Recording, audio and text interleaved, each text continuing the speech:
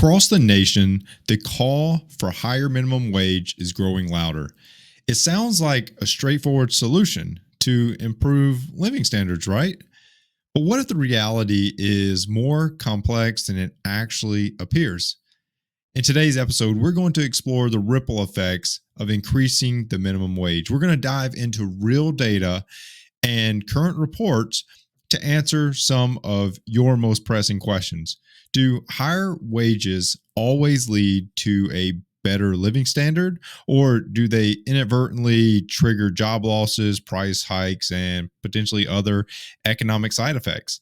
And most importantly, who really pays for the price of the wage hikes? So settle in and let's unravel the economics behind the minimum wage debate today. Let's dive in. Welcome to the Financial Mirror. Where future success is reflected in our knowledge of fixing the one thing we can control, ourselves. Welcome to the Financial Mirror, and thanks for joining me today as we continue to work to improve the one thing that we can control ourselves. Here at the Financial Mirror, it is not about the numbers and spreadsheets alone, but about transforming and educating you on money so that you can make smarter financial decisions. If this is the first time you're joining in, don't forget to hit subscribe on YouTube to be notified of all the new episodes as they release. If you are listening to this on a podcast platform of your choice, don't forget to like and subscribe to the podcast. If you're on Apple Podcasts or Spotify, leave a 5-star review and a written comment, as both go a long way in getting this information out to more and more listeners. I hope that you enjoyed that intro. I hope that you are super eager about this episode. Highly controversial, obviously, and I'm only saying that for the fact that there is there's two clear polar opposites of who stands on what side of the equation when we think about minimum wage, when we think about that increasing, when we think about what are the ripple effects, all those things. There are a clear, far end of each side of that argument. But, speaking of, the minimum wage, I'm going to just talk about some of the things that are already unfolding from a recent minimum wage hike that we saw. And I just want to use that as evidence of kind of where things are going and what those ripple effects kind of are. Hopefully you had a great Christmas. You had a great holiday with your family. We're coming up on New Year, and what a great time to really dive into a lot of changes for the better and taking that opportunity to kind of be the reset button to start off with a new habit, something that you would like to change. It's always just a good mental, propel forward to do that at the beginning of the year. My goal to kick off the new year is I have recently picked up duck hunting. This is the first year that I've been out there duck hunting, and let me tell you, I have not killed a duck yet, and it is absolutely demoralizing to be out there and have not shot a duck yet. Gotten close one time and did not work out. So my goal is between now and the end of January, when duck season's over, to have, finally gotten a duck that I can, cook, enjoy to eat, and have a duck breast. I think I'm going to do, I'm being optimistic here, right? I'm being optimistic that I'm actually going to get a duck between now and the end of January. But a duck curry is what I'm going to go with if I do get a duck by the end of this season.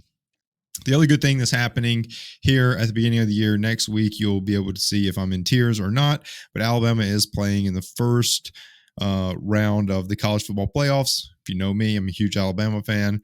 So that's awesome. Totally awesome.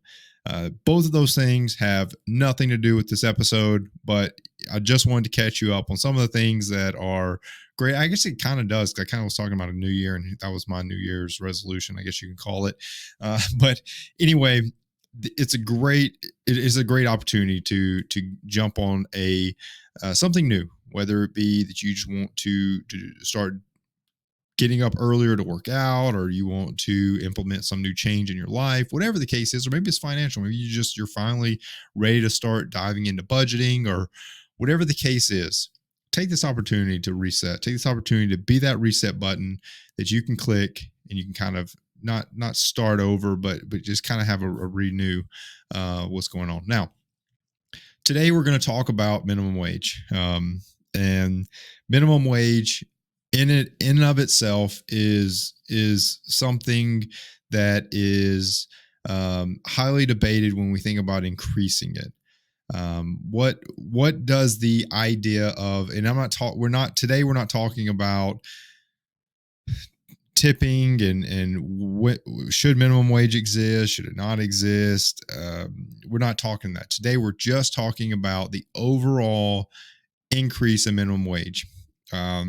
Raising it, there are theoretical benefits, and I'm using the word theoretical because in theory, these things should happen when you increase minimum wage: reduce poverty, improve living standards, decrease reliance on social programs. Those are all things that in theory, if you increase minimum wage, those things should happen. But that's not always the case. It's not always the case. So today I want to dive into what is the case, what actually can happen when minimum wages are increased, and just go through those and do some side-by-side comparison of what's going on, what you can expect, and how to go about making some changes in this arena. So the first place that I kind of wanted to start off with is looking at this economic theory versus real world impact, right? So I kind of wanting to break this out 3 categories. I'm going to break it out into 3 categories, and you can start to see what I'm talking about. So in theory, there is a idea that if you increase minimum wage, that consumers will start to spend more money. Well, with more money being spent, that can lead to businesses being more profitable.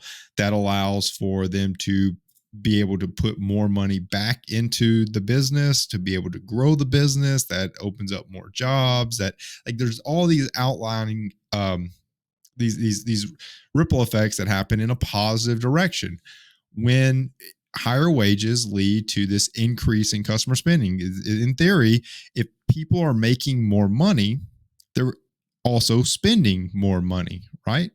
That's what you would consider there. So you're like, okay, well, now I've got an extra $100 in my pocket. I'm going to go spend $100, put that right back into the economy.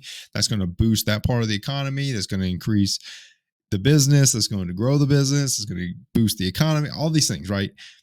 On the flip side, though, people are going to argue that raising the minimum wage might not actually effectively target poverty, because many I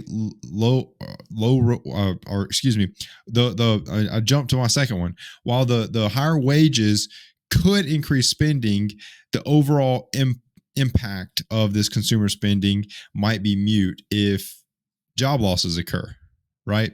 And we're going to get to that, right? So I don't want you to think that these are hypotheticals. The idea here is that people are going to make more money. People are going to spend more money. Economy is going to boom. That's the theory. Versus the real world impact could be that people are going to make more money. Businesses are now going to start to lose money. And there's a potential that jobs are lost because the businesses are being required to pay more to their employees, right? That's kind of a trade-off. What if we look at it from the reducing poverty and equality, right? Or inequality, for that sake. One of the primary arguments for raising the minimum wage is that it can help lift those low-income earners out of poverty. Higher wages are going to give them more resources to be able to buy their basic needs, and it's going to contribute to this kind of reduction in income inequality. That's, in theory, that's true. In theory, that's true. When we look at the other side, though, there could the argument is going to say, well, If you raise the minimum wage, that might not effectively target poverty because many low wage earners are not in poor households per se. For example, you're going to hear people argue, well, some of the low income or low wage earners or the minimum wage earners are teenagers, or these are part-time jobs, right? That are making minimum wage. Additionally, if employers respond to higher wages by reducing hours or jobs, the poorest workers could lose their job or get less hours, and now they just become more poor, right? So you can see both sides here. You really can. You can see both sides. And then the other point that I was going to bring up is the multiplier effect. In theory, higher wages will lead to this multiplying in economy. We kind of talked about that. Workers are going to have more income. They're going to spend more, and that's going to lead to this increased demand. It's going to lead to more jobs and higher wages all across the economy. On the flip side, though, the positive multiplier effect assumes that additional income from higher wages will lead to proportional increases in spending. So if my wages go up this much, this is also how much my spending is going to go up. However, higher wages lead to job losses and higher prices sometimes. So the net effect on the economy might be neutral or even negative potentially. So that's kind of both arguments, right? That's kind of both arguments. And I kind of led the witness a little bit that these economic theories, these things that you think are happening when wages go up, are not what's happening. People are making more money. Some people are making more money. Some people are losing their jobs. Some people are getting out of they're putting money back into the economy. Some are just barely breaking even or putting money back into trying to get out of debt or trying to continue to survive, right? Like they've been living in the negatives for so long. They're kind of trying to put themselves back together. But others are going to lose jobs. Others are going to lose hours, meaning they're going to lose less, they're going to make less money. Because in all honesty, you have to think about it. These are not self-employed individuals. These people are employed by by a business that has to pay them. To pay them, the business has to make money. If the business is not making money, they are not making enough to pay them. They're going to either A, cut jobs, B, cut hours, or C, go out of business. And what happens there? Well, everyone loses their job. Right? So we have to remember that while capitalism, this economy of business exists, you have to also remember they are for profit. They've got to make money to keep you employed. So fighting for minimum wage, fighting for increases in minimum wage does not in any capacity have the effect that it seems it would have. Right? It doesn't have the effect that it seems it would have. So how do I know that?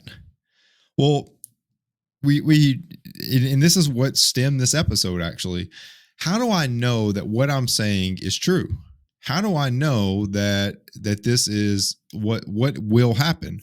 Well, lucky for us, we have a very, very, very recent use case that we can use for this exact circumstance.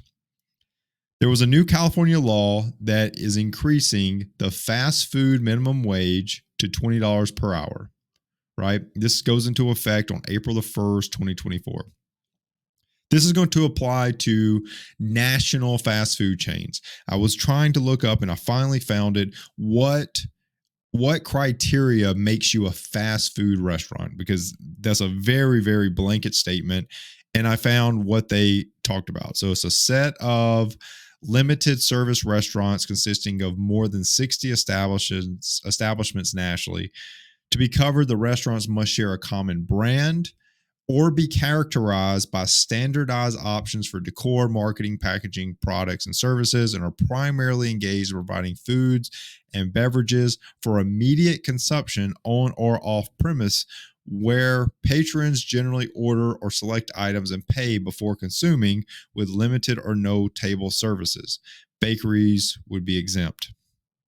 So it is your general fast food, right? It is your general fast food.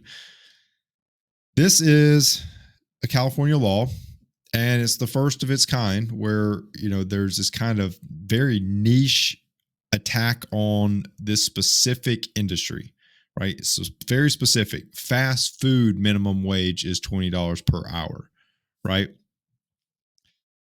So this $20 per hour rate itself is kind of this new thing. Nationwide or statewide for California, the minimum wage is set to increase to $16 per hour on January 1st, but employers on April the 1st would have to go up to $20 an hour if they're a fast food establishment. So big deal. Big deal. Doesn't tell you anything, right? It doesn't really explain how I know I'm right. How do I know that these economic theories are just that? They're just theoretical, and real world, they don't actually happen. Well, we were already seeing it. Here recently, in the past week, Pizza Hut announced they're laying off 1,200 delivery drivers in California, right? That's to get ahead of this $20 fast food minimum wage, right? So hear what I just said. They're laying off 1,200 delivery drivers, right? They've decided that they're going to rely on those third-party apps like DoorDash and Uber Eats, right? Which they don't make $20 an hour. So they're just going to lay out. They're like, okay, well, if I have to pay you $20 an hour, I'll hire that out to some other company that does not work for a fast food establishment, and now they can get paid less.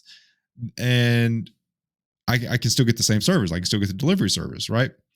But 1,200 people lost their job because of that, right? 1,200 people are now in a very tight job market, are trying to go find work. They're trying to go find work. And many would say, oh, well, they were delivery drivers. Why will they not just sign up for DoorDash and Uber Eats? Well, I can tell you, I may be off on this, but tell me if I'm wrong. Put it in the comment section below if I'm wrong. I work with financial clients all the time, and many of them are trying to pick up side hustles for debt payoff, for saving for down payments for homes. I'm being told, and I may be wrong, but I'm being told that a lot of these big cities for DoorDash and Uber Eats and all of these other, Grubhubs and all that signing up to be a delivery driver is not just a quick sign up.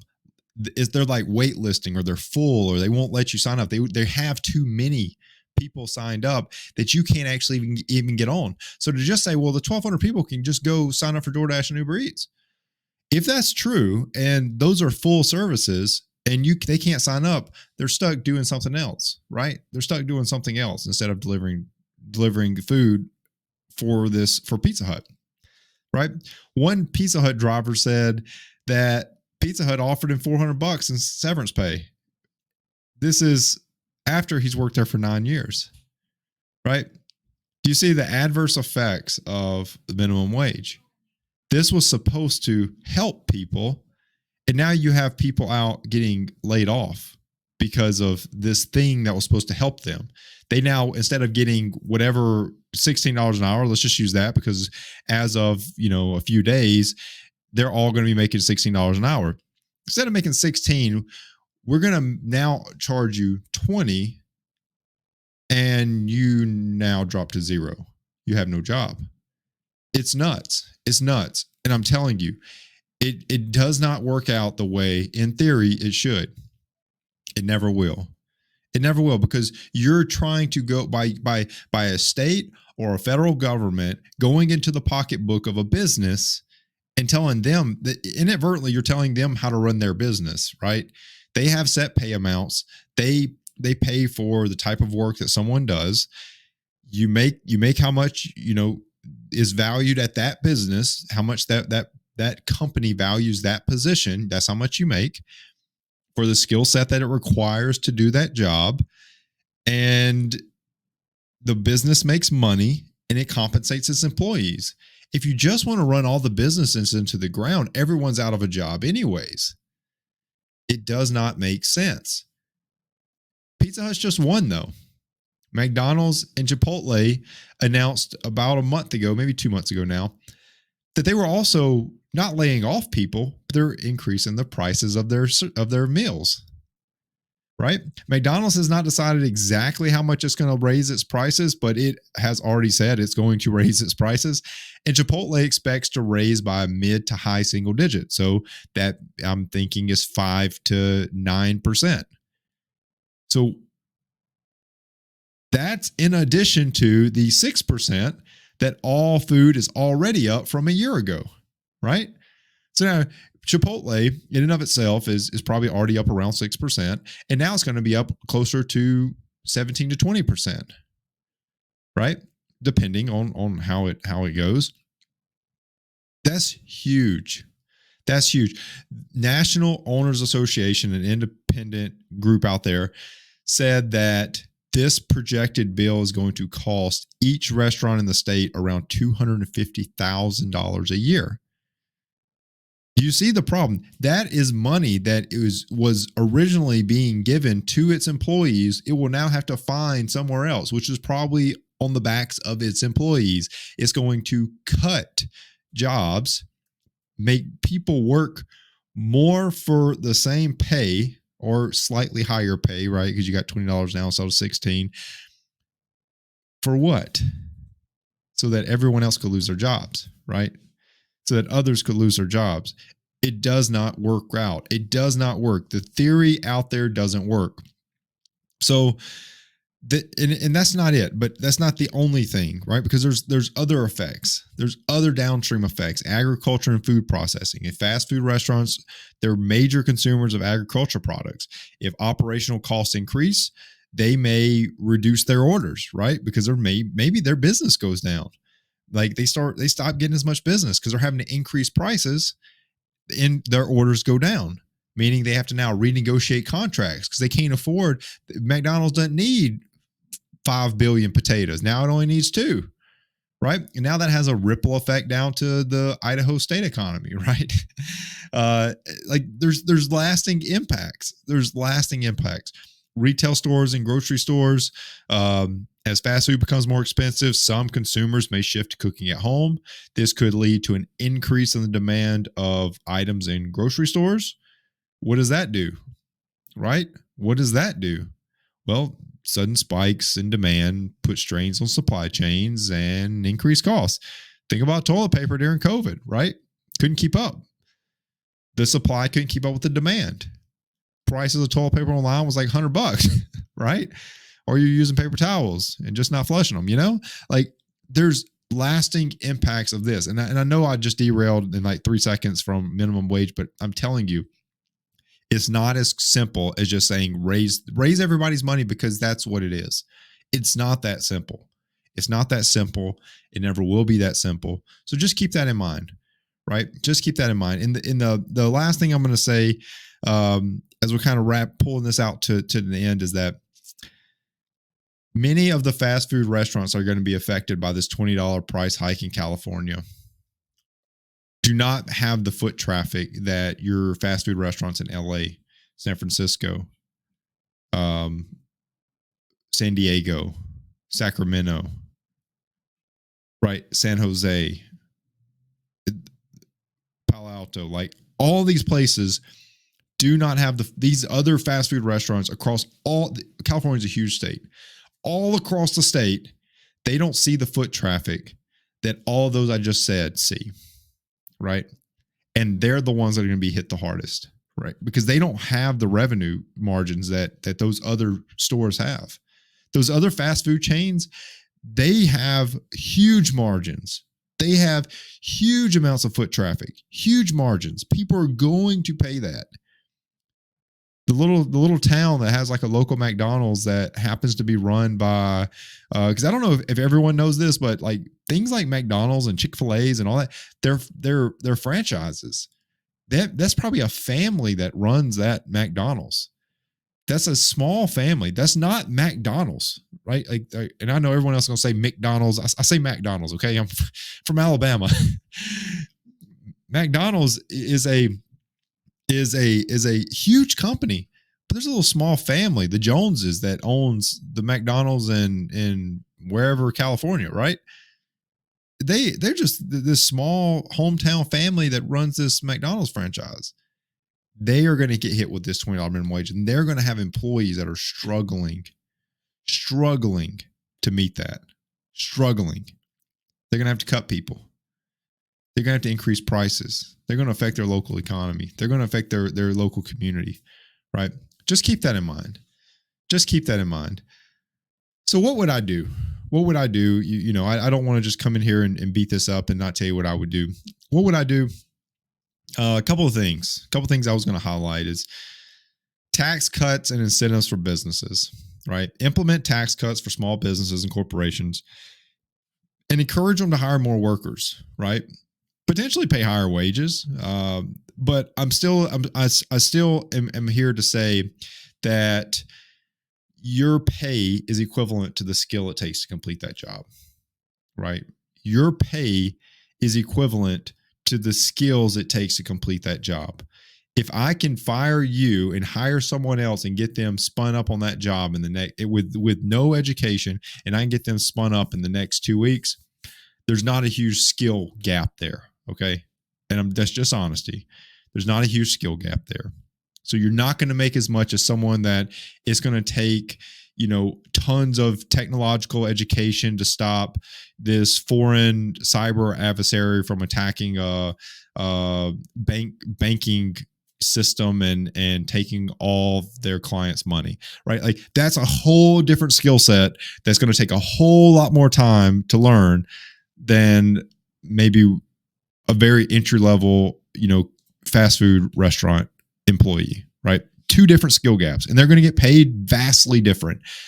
That's not saying that there's not value in that job at that fast food restaurant. I'm not telling you that.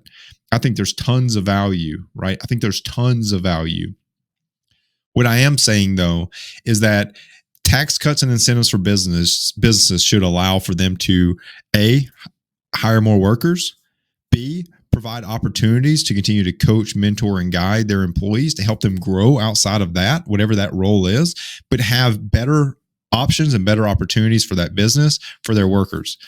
Another thing they could do is expand the earned income tax credit. So that means, increase the amount of earned income tax credit for low income workers. This could be raising that maximum tax credit for working families, especially those with children. Or maybe just expand, the eligibility criteria for who is included in that. That's another option. And then investing in vocational and technical training. All of those are good programs. There's programs out there already for that, but just continuing to evolve that, especially with these fast food chains. I wish the fast food chains, if there's one thing that I wish they could hear from me, is put back into those employees, right? Give them growth opportunities, give them options to continue to broaden their skill sets.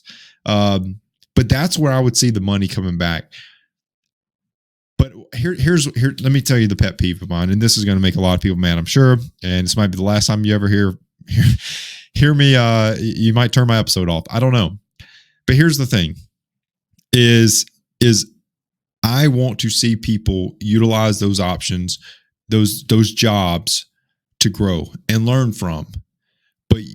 But if you're a family and your job is paying you minimum wage, and you have, there's sometimes minimum wage is necessary. There's sometimes that there's a piece of the pie that you just got a bad break. You lost your other job, and this is what you needed to land to support your family. I got that. But if you've been earning minimum wage and that's all you're earning, you're consistently trying to raise a family on minimum wage, we've got to broaden your skill set. We've got to broaden your skill set, right? You got to get past that skill set or move up in that business, right? Just because you work at McDonald's doesn't mean that you have to be the cashier forever, right?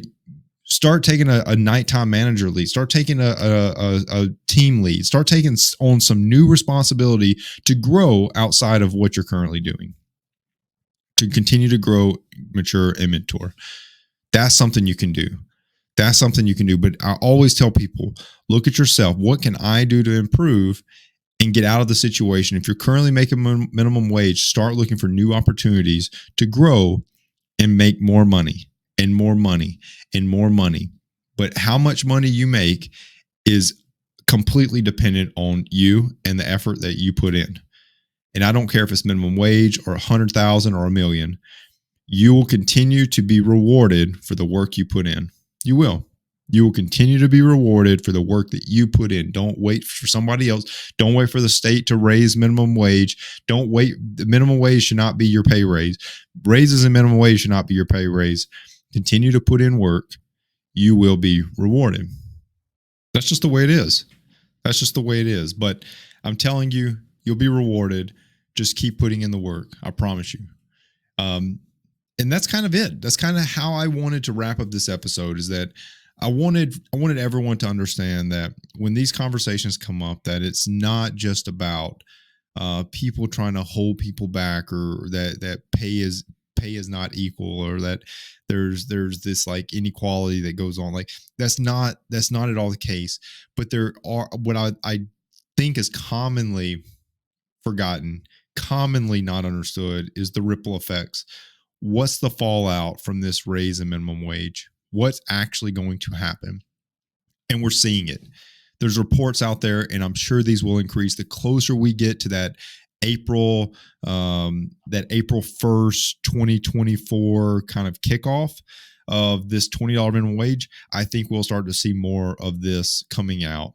And it's unfortunate. It really is. But I think that that's kind of a part of it. So I hope that you enjoyed the episode. I hope it just gave you something to think about. And if you don't agree with me, that's fine. That's fine. I encourage you to have your opinion about it. Just continue to educate yourself around like your stance and like why you oppose everything that I said, or maybe certain parts of what I said, and leave them in the comment section. I would love to read other thoughts, other opinions, other ideas around minimum wage and the ripple effects of the increase. I don't want the comment section just be full of like, you're wrong, but like, why? Why am I wrong? Why am I wrong? And showing that evidence of why I'm wrong. Happy to open up and educate and learn myself. Like that's all I like to do. So feel free to leave a comment in the comment section if that's something that you you have a thought, an idea, or an opinion, and you want to share it. Feel free. But I hope that you enjoyed the episode, and I hope that you enjoyed kind of hearing it. And if it's not the same, if it's the same opinion as you, cool. We have the same opinion. If it's not, I appreciate you listening in and just hearing my thoughts, opinions, and ideas around the concept. Hope you enjoy the episode.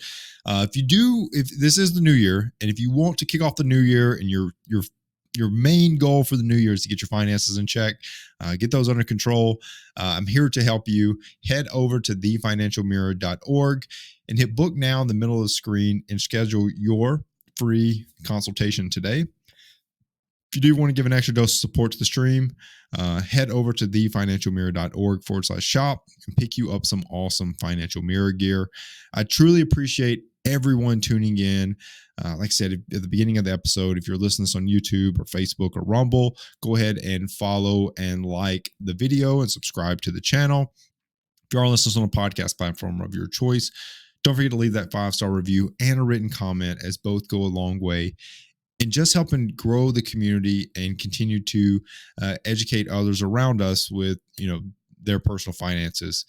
Till next week, continue improving the one thing you can control, yourself. Peace. Well, that wraps up today's Financial Mirror. Join us next week as we continue to work on ourselves, change our mentality, and to commit to achieving the success we always envisioned. Regardless of your platform, help us grow as a community. Please like, subscribe, and share with the people in your lives.